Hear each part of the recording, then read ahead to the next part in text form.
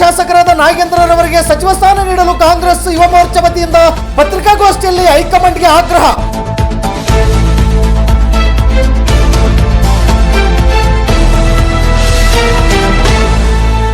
ಸರ್ಕಾರ ರಚನೆ ಆಗಿದೆ ಮತ್ತು ನಮ್ಮ ಒಂದು ಈ ಕಾಂಗ್ರೆಸ್ ಮತ್ತು ಬಳ್ಳಾರಿ ವತಿಯಿಂದ ಅದು ಪೂರ್ವದ ಅಭಿನಂದನೆಗಳನ್ನು ಸಲ್ಲಿಸ್ತಾ ಇದ್ದೀವಿ. ಮತ್ತು ಕ್ಯಾಬಿನೆಟ್ ಇರ್ತಕ್ಕಂಥ ಎಲ್ಲ ಹಿರಿಯ ನಮ್ಮ ಕಾಂಗ್ರೆಸ್ ಪಕ್ಷದ ಮಿನಿಸ್ಟರ್ ಆದಂತಹ ಅಭಿನಂದನೆ ಸಲ್ಲಿಸ್ತಾ ಇದ್ದೀವಿ. ಮುಖ್ಯವಾಗಿ ನಮ್ಗೆ ಏನು ಖುಷಿ ಇತ್ತು ಅಂದರೆ ನಮ್ಮ ಈಗಾಗಲೇ ಎಲ್ಲರೂ ಹೇಳಿದ್ದಾರೆ, ಸಿದ್ದರಾಮಯ್ಯ ಸಾಹೇಬರು ಮತ್ತು ಡಿ.ಕೆ. ಶಿವಕುಮಾರ್ ಅವರು ಕೂಡ ನಮಗೆ ಹಿಂದೆ ಕೂಡ ನಾಗೇಂದ್ರರವರ ಸಚಿವ ಸ್ಥಾನ ತಗೊಂಡು ಅಂತೇಳಿ ಹೇಳ್ತಾ ಬಂದಿದ್ರು.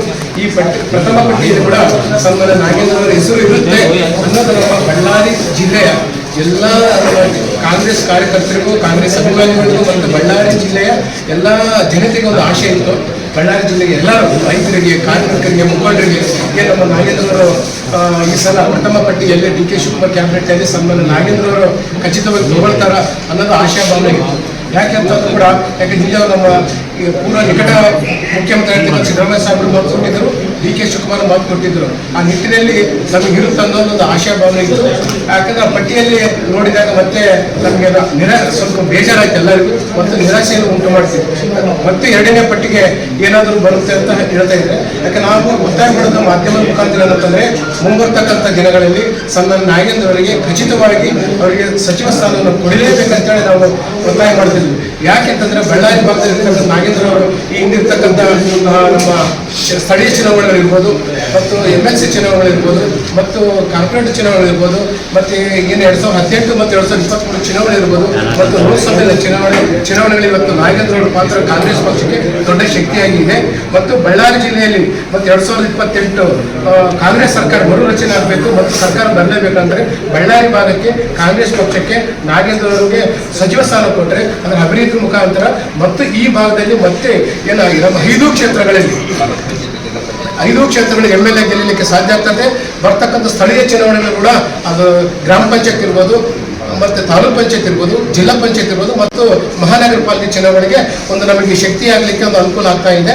ಆ ನಿಟ್ಟಿನಲ್ಲಿ ಇವತ್ತು ನಾಗೇಂದ್ರ ದೃಷ್ಟಿಯಲ್ಲಿ ಇಟ್ಟುಕೊಂಡು ಮತ್ತೊಮ್ಮೆ ನಾವು KPCC ಅಧ್ಯಕ್ಷರಾಗಿರ್ತಕ್ಕಂಥವ್ರಿಗೂ ಮತ್ತು ಸನ್ಮಾನ್ಯ ಮುಖ್ಯಮಂತ್ರಿಗಳಿಗೂ, AICC ಅಧ್ಯಕ್ಷರಿಗೂ, ಮತ್ತು ನಮ್ಮ ರಾಹುಲ್ ಗಾಂಧಿ, ಸೋನಿಯಾ ಗಾಂಧಿ ಮತ್ತು ಪ್ರಿಯಾಂಕಾ ಗಾಂಧಿ, ಸುರ್ಜೇವಾಲಾ, KC ವೇಣುಗೋಪಾಲ್ ಅವರಿಗೂ ನಾವು ಕೂಡ ಅವರು ಮನಪೂರ್ವಕವಾಗಿ ತುಂಬ ನಾವು ನೋವಿನಿಂದ ಮತ್ತು ವಿಜ್ಞಾಪನೆ ಮಾಡ್ತಾ ಇದ್ವಿ. ಸನ್ಮಾನ್ಯ ನಾಗೇಂದ್ರ ಅವರಿಗೆ ಸಚಿವ ಸ್ಥಾನ ಕೊಟ್ಟರು ಈ ಭಾಗದ ಒಟ್ಟಾರೆ ಭಾಗದಲ್ಲಿ ಕೂಡ ಕಾಂಗ್ರೆಸ್ ಪಕ್ಷದ ಮುಂಬರುವ ಚುನಾವಣೆಗೆ ಬರೋದು ಖಚಿತ ಮತ್ತು ಅಭಿವೃದ್ಧಿ ಕೂಡ ಆಗಲಿಕ್ಕೆ ಅದು ಖಚಿತ ಆಗ್ತದೆ. ಯಾಕೆಂತಂದ್ರೆ ಸನ್ಮಾನ್ಯ ನಾಗೇಂದ್ರ ಕೂಡ 4 ಬಾರಿ ಸಚಿವರಾಗಿ 4 ಬಾರಿ ಶಾಸಕರಾಗಿದ್ದಾರೆ. ಕಾರಣಾಂತರಗಳಿಂದ ಅವರಿಗೆ ಸಚಿವ ಸ್ಥಾನ ಅದು ತಪ್ಪಿ ಹೋಗಿದೆ. ಅವರು ಸ್ವಯಂ ಪ್ರೇರಣೆ ರಾಜೀನಾಮೆ ಕೊಟ್ಟಿರ್ತಕ್ಕಂಥದ್ದು ಎಲ್ಲರಿಗೂ ಗೊತ್ತಿರ್ತಕ್ಕಂಥ ವಿಚಾರ. ಇವತ್ತು ನಿನ್ನೆ ಮನೆ ಕೂಡ ಆ CBI ಅವರು ಚಾರ್ಜ್ ಶೀಟ್ ಹಾಕಿದ್ದಾರೆ. ಆ ಚಾರ್ಜ್ ಶೀಟ್ ಅನ್ನು ಗಮನಿಸಿರಿ, ಯಾವುದೇ ಅಂಶಗಳು ಅದರಲ್ಲಿ ಸತ್ಯವಾದ ಅಂಶಗಳು ದೂರ ಇದ್ದಾವೆ. ಈಗಾಗಲೇ SIT ಅದನ್ನು ತನಿಖೆ ಮಾಡಿ ಕ್ಲೀನ್ ಚೀಟ್ ಕೊಟ್ಟಿರೋದು ನಮ್ಮ ಕಣ್ಮುಂದೆ ಇದೆ. ನಮ್ಮ ಕರ್ನಾಟಕ ರಾಜ್ಯದ SIT ಇರತಕ್ಕಂಥ ನಾಗೇಂದ್ರ ಅವರಿಗೆ ಅದೇನು ಆರೋಪ ಏನು ಮಾಡಿರ್ತಕ್ಕಂಥದ್ದು ಏನಂದ್ರೆ ಅದ್ರ ಯಾವುದೇ ಅವ್ರ ಉಮೇದಾರಿಕೆಲ್ಲ ಅವ್ರ ಪಾತ್ರ ಇಲ್ಲ ಅಂತ ಹೇಳೋದು ಆಗಿದೆ. ಮತ್ತು 89 ಕೋಟಿ ಕೂಡ ವಾಪಸ್ ಬಂದಿದೆ ಅಂತ ಹೇಳಿ ಮೊನ್ನೆ ಅಸೆಂಬ್ಲಿಯಲ್ಲಿ ಕೂಡ ಅಧಿವೇಶನದಲ್ಲಿ ಸಿದ್ದರಾಮಯ್ಯ ಕೂಡ ಹೇಳಿದ್ದಾರೆ. ಆದರೆ ವಿರೋಧ ಪಕ್ಷಗಳು ವಿನಾಕಾರಣವನ್ನು ಆರೋಪ ಮಾಡ್ತಾ ಇದ್ದಾರೆ. ಅದಕ್ಕೆ ಸಂಬಂಧಪಟ್ಟಿರ್ತಕ್ಕಂಥ ಎಲ್ಲ ಅಧಿಕಾರಿಗಳು ಆಲ್ರೆಡಿ ಜೈಲಲ್ಲಿದ್ದಾರೆ. ಅದಕ್ಕೆ ಏನಾಗಿದ್ದಾರೆ ಅನುಭವಿಸಿದ್ದಾರೆ. ಆದರೆ ನಾನು ಈ ಸರ್ಕಾರದಲ್ಲಿ ಡಿ.ಕೆ. ಶಿವಕುಮಾರ್ ಅವರು ಮತ್ತು ಸಿದ್ದರಾಮಯ್ಯ ಅವರು ಅವರ ಒಂದು ಇದ್ರ ಮೇಲೆ ಮತ್ತು ಸ್ವಯಂ ಪ್ರೇರಣೆಯಿಂದ ನಮ್ಮ ಸರ್ಕಾರಕ್ಕೆ ಕಪ್ಪು ಚುಕ್ಕೆ ಬರಬಾರ್ದು ಅಂತ ಹೇಳಿ ಸ್ವಯಂ ಪ್ರೇರಣೆ ರಾಜೀನಾಮೆ ಕೊಟ್ಟಿದ್ದಾರೆ. ಅದಕ್ಕಾಗಿ ಇವತ್ತು ಅವರು ಕೂಡ ಅವರು ಹೇಳಿದ್ರು ಈ ಸಂದರ್ಭದಲ್ಲಿ ನಾವು ಮುಂದೆ ಸನ್ಮಾನ್ಯ ನಾಗೇಂದ್ರ ಕೂಡ ನಾವು ಕ್ಯಾಬಿನೆಟ್ ತಗೊಂತು ಅಂತ ಕೂಡ ಹೇಳಿದ್ರು. ಆ ನಿಟ್ಟಿನಲ್ಲಿ ಇವತ್ತು ಅವ್ರನ್ನ ಇವತ್ತು ಮೊಟ್ಟ ಮಾತ್ರ ಇವತ್ತು ನಾಗೇಂದ್ರರಿಗೆ ಈ ಭಾಗದಲ್ಲಿ ಕೊಟ್ಟರೆ ಅಸಂಖ್ಯಾತ ಯುವಕರಿಗೆ ಕೂಡ ಈ ಭಾಗದಲ್ಲಿ ಇರ್ತಕ್ಕಂಥ ಒಂದು ಶಕ್ತಿ ತುಂಬಿ ಅಂತ ಆಗುತ್ತೆ. ಯಾಕಂದ್ರೆ ಏನು ಇವತ್ತು BJPಯಲ್ಲಿ ಬಹಳಷ್ಟು ಜನ ಇವತ್ತು ಆರೋಪರು ಇದ್ದಾರೆ.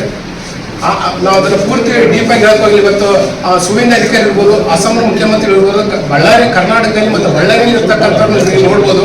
ಎಷ್ಟೋ ಜನ ರಾಜ್ಯಪಾಲರಿಗೆ ರಾಷ್ಟ್ರಪತಿ ಕಳಿಸಿದ್ದಾರೆ, ಅದು ಕೊಡಕ್ಕಾಗ್ತಾ ಇಲ್ಲ.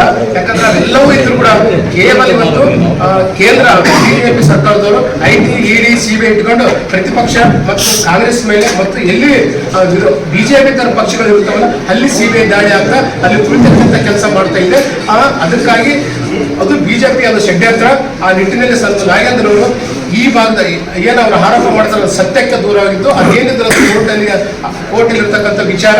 ಅದಕ್ಕಾಗಿ ಈ ಭಾಗದಲ್ಲಿ ಅಭಿವೃದ್ಧಿಗೋಸ್ಕರ ಈ ಭಾಗದ ಕಾಂಗ್ರೆಸ್ ಒಂದು 28ರ ಚುನಾವಣೆ ಬರ್ತಕ್ಕಂಥ ಗೆಲ್ಲಬೇಕು ಅಂತಂದ್ರೆ ಸನ್ಮಾನ್ಯ ನಾಗೇಂದ್ರ ತುಂಬಾ ಮಂತ್ರಿ ಪದವಿಯನ್ನು ಕೊಟ್ಟರೆ ಈ ಭಾಗದಲ್ಲಿ ಕಾಂಗ್ರೆಸ್ ಪಕ್ಷಕ್ಕೆ ಒಂದು ಬೆಳವಣಿಗೆ ಶಕ್ತಿ ಆಗ್ತದೆ, ಒಂದು ಪೂರಕ ಆಗ್ತದೆ.